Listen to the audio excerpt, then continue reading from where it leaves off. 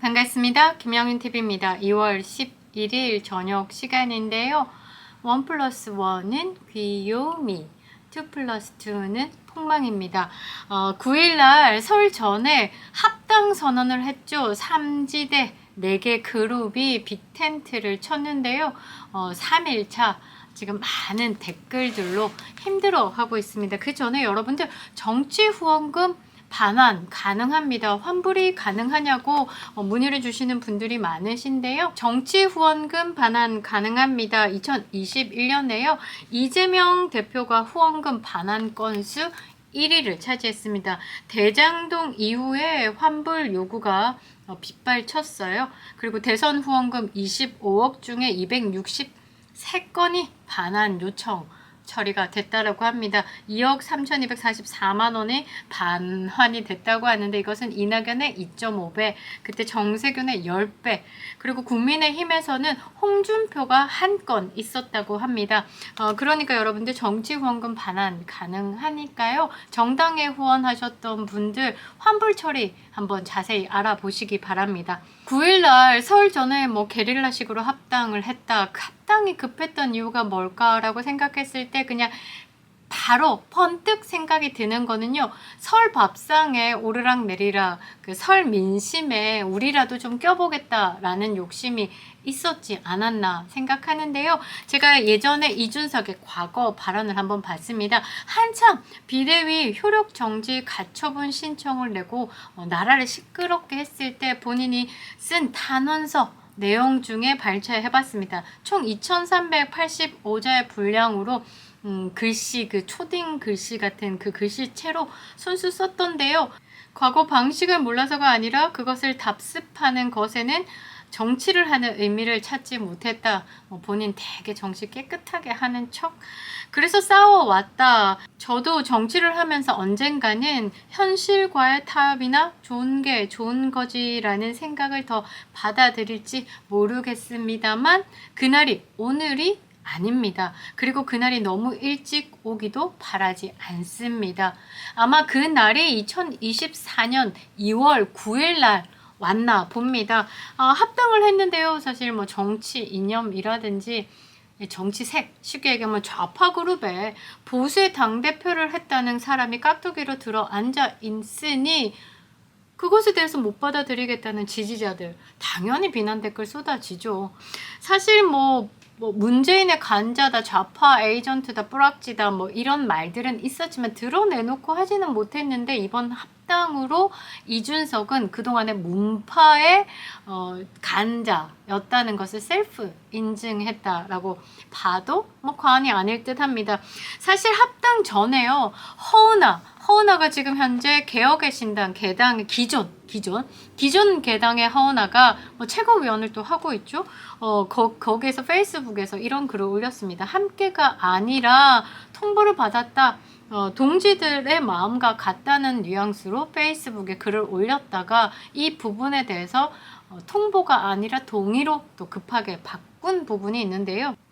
이 부분에 대해서 조금 신빙성이 있는 게 뭐냐면요. 국힘을 탈당할 때 허은하가 어떤 경우든 치사하게 하지 않을 것이라는 소신 발언을 하고 기존 개당에 들어왔는데 최고위원 자리를 맡았어요. 근데 그 후에 합당, 양향자에 대한 합당을 하면서 허은하가 토사구팽이 됐죠. 그런데 이게 민주주의, 정당 민주주의가 없다는 것을 드러낸 사건이다라고 보시면 될 것 같아요. 당원의 동의 없는 특례 조항, 그러니까 합당이 당원의 동의 없이 그냥 그 헤드들이 결정을 내린 부분에 대해서는 이 특례 조항은요, 최고위원회 위임이 되는 거예요. 그러면 당대표, 기존 개당의 이준석이 모든 결정자가 아니라 특례 사항은 지금 최고위에서 위임해서 거기서 도장이 찍어야지 합당이 가능하다는데 정당 민주주의 없이 1인 독재 개당이라는 게 드러난 사항이죠.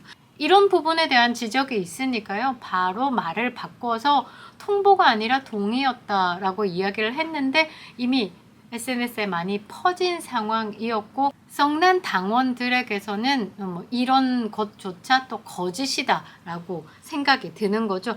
9일날 합당을 시작으로 3일차 오늘에서야 또 그 지도부, 4마리 지도부들이 만나서 통합을 이야기를 한답니다.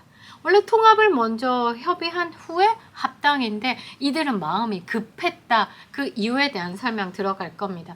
제가 볼 때는 순서가요. 9일날 합당했죠. 11일 날에 3일차에 지도부 4사람이 만나서 식사를 하면서 합당에 대해서 통합을 시작했다. 곧 있으면요. 돈 싸움, 공천 싸움, 쉽게 얘기하면 자리 싸움 난리가 날 겁니다. 그래서 이준석이 이낙연의 핵간이니 이핵간, 조홍천의 핵간이니 조핵간, 금태섭의 핵간이니 금핵간 하면서 또 본인을 제외한 나머지 3그룹에 또 총질을 해댈 겁니다. 남은 60일까지 버티지 못할 것이다. 내부적으로는 박살이 났고 의석수에 대한 것은 이제 끝났더라도 아마 마지막까지 당이 깨지지 않고 버티는 것은 국고보조금 돈 때문일 것이다. 제가 그 전에 계속 만들었던 영상을 보면요. 그 양향자에 대해서 합당을 한 이유에 대한 설명을 해드렸죠. 양향자, 현역 의원 2당 얼마짜리, 그리고 제가 국고보조금이 경상보조금부터 시작해서 국고보조금이 나올 것이고, 민생당 같은 경우는 현역 의원 보유하지 않았는데 지난해 41억의 국고보조금이 정당 유지를 위해서 국고보조금이 나왔다. 아마 이게 이준석이 합당한 가장 큰 포인트가 아닐까. 왜? 김용윤 폴리티코 정치연구소에게 10억도 밀려 있고요. 예전에 가처분 신청, 국민의힘 비대위에 가처분 신청을 하면서 변호사비를 주지 않아서 재판부에서 7천만 원과 지연이자를 지급하라는 판결을 받았습니다. 그러니까 밀려있는 돈만 해도 11억 가까이 되니까 이런 것들 갚아야 되니까 지금 돈으로 뭉치지 않았을까. 기존 개당은 비례 전문 정당이죠. 공직선거법상 기호 3번 제3정당을 받으려면요, 현재 정의당보다 현역 의원 숫자가 많아야 돼요. 원래 6석이었는데 류호정이 탈당을 했으니까 5석, 5석보다 많은 현역 의원을 보유해야 되는 거. 그럼 3번을 달고요. 그 다음에 전국 정당 지지도를 3%를 넘기면 비례의석 하나, 둘 정도 받을 수 있다. 5% 정도 되면 1, 2, 3번 정도 받을 수 있으니까 여자 2명, 남자 1명 정도 비례로 들어갈 수 있다. 그런데 이준석을 보고 따라온 사람들이 비례를 받으려고 줄줄이 서 있는 사람들이 10명도 넘는다. 그래서 아마 이런 부분들 때문에 합당에 힘을 더 쓰지 않았을까 생각해 보는데요. 제가 말씀드렸던 국고보조금, 국가에서 보조하는 그 돈이 상당해요. 경상보조금이라고 일반적으로 당 운영에 필요한 돈을 줘요. 그 다음에 선거 있는 시즌에는 선거 때 돈 신경 쓰지 말고 민주주의 꽂힌 선거를 잘 치러라는 뜻에서 보조금을 주는데요. 4월 10일 총선 전에 2번이 있습니다. 2월 달에 한 번, 3월 달에 한 번. 그게 2월 15일 날에 첫 번째 지급이 있는데 그 전에 뭉쳤어요. 제가 그 전에 말씀드렸을 때 처음에 애초에 양양자랑 그 합당을 할 때 그 2월 초에 있을 이 보조금 지급 때문에 그 돈 받으려고 움직일 거다라고 했었는데 아니나 다를까 그렇게 움직이고 있습니다. 공직선거법에 따르면요, 현역 의원 5명을 보유하거나 국회의원 선거에서 2% 이상 지지율을 득표한 경우 국고보조금을 받을 수 있다라고 되어 있어요. 그러니까 5명을 무조건 채워야 되는 건데 지금 이원욱, 조홍천, 양향자, 김종민 현재 4사람입니다. 나머지 류호정도 의원이었잖아요. 허은하도 의원이었잖아요. 얘기하는데 그 2사람은 비례대표였기 때문에 비례대표는 탈당하는 순간 의원직의 박탈당합니다. 그래서 그 사람들은 의원이 아니기 때문에 현재 4명. 이제 바랬던 거는 뭐냐면 국민의힘과 더불어민주당에서 공천 학살된 사람들이 이제 합당하는 부분인데 제가 전 영상에서도 말씀드렸다시피 이제 국민의힘에서 공천을 탈락해서 이 기존 개당이 아니라 새로운 개당에는 못 들어온다. 얼굴이 두껍지 않은 다음 회사 못 들어온다. 왜? 좌파색이니까. 그리고 더불어민주당 같은 경우도 더불어민주당에서 공천 탈락한 사람들도 이 새로운 개혁의 신당에 들어오지 못한다. 왜? 이준석이 있으니까. 지금 현재 개혁의 신당이 어떤 매력이 있냐면요. 전염병 같은 매력이죠. 제가 핵 폐기물이라고 얘기했죠.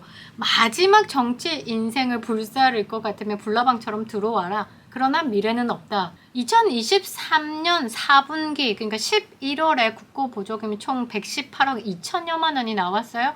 그러니까 지금 8개 정당이 난립하고 있죠.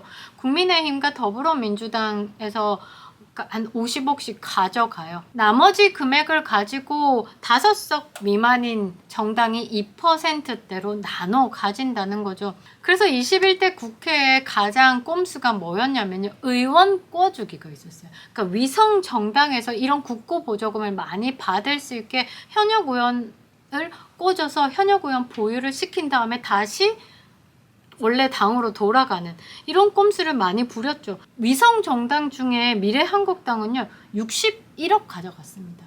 그러니까 의원 꿔주기로 해가지고 20석을 받았다가 60억 국고보조금 받고 20석은 다시 원당으로 돌아갔고요. 더불어시민당 같은 경우도 8명의 의원을 꿔주기를 해가지고 국고보조금 24억을 가져갔습니다. 이거 보면 참 나라 돈 어떻게 진짜 줄줄줄 밑빠진 독에 물 붓기식으로 새고 있는데 국민들이 이런 부분들을 많이 알면 국민들의 눈이 귀가 입이 무서워서라도 이렇게 하지 않거든요. 제가 한동훈 비대위에 기대를 하고 있는 거 그리고 국민들에게 조금 더 어떤 식의 포인트를 줘야 되는지를 정확하게 말하면요. 이렇게 우리가 모르는 국고 보조금 정말 100억씩 4분기에 100억이면 1년에 500억 이상 가져간다는 거죠. 정당 유지를 위해서, 보호를 위해서, 발전을 위해서. 그런데 또 따로 1억 5천만 원씩 연봉을 받아가고 있고. 그런데 하는 짓거리는 저렇고. 그러니까 국민들이 그 한동훈 비대위에게 50석 비례대표 그냥 50석 줄여도 돼. 국회의원 세비 낮춰. 와 했던 게요. 제대로 된 공격 포인트를 가지고 있다는 거죠. 국민들이 국회의원을 보면서 가장 억울한 게 뭐냐면 내 혈세로 저 사람들이 저렇게 배부르면서 엉뚱한 짓을 해? 일하지 않고도 돈을 벌어? 나는 일하고 있는데 나라를 위해서 세금을 내는데 이 마음이거든요. 이 부분에 대해서 조금 더 올릴 필요가 있다. 이 삼지대의 합당을 두고 국민들이 무관심, 놀라울 만큼 무관심을 보이고 있죠. 이 부분에 대해서 뭘 하든 상관없다라고 얘기하지만 그들이 모인 것은 정치적인 딜이었다는 것. 그러면서 조금 더 방향을 바꿔서 현재 더불어민주당의 당대표 이재명이 선택한 선거제와 위성정당들이 어떤 정치적인 딜로 또 국민 세금을 해먹는지에 대해서 조금 더 부각시킨다면 총선 승리 압승일 듯 합니다. 김용윤 TV였습니다.